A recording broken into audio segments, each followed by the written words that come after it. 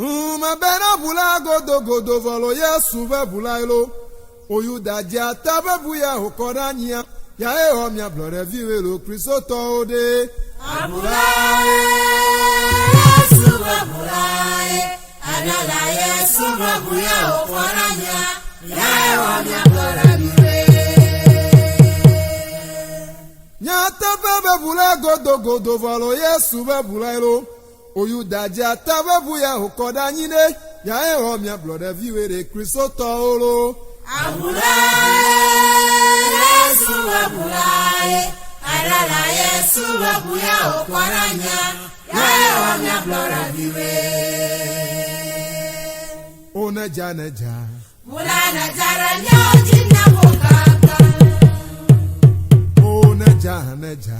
Mulana jara nyojina mukaka we. Abulae, Yesu babulae. Adala Yesu babuya hokorania. Ya eho mia blore viwe. Mabena la bula godo volo Yesu ve bula ilo. Odela Yesu ve buya hokorania. Ya eho mia blore viwe lo Kristo tode. Abulae, Yesu babulae. Adala Yesu babuya hokorania. Ya eho mia blore viwe. Alele me mabena bula godo volo Yesu ve bula ilo. Oyuda dia tabe buya hokorania. Ya eho mia blore viwe lo Kristo tode.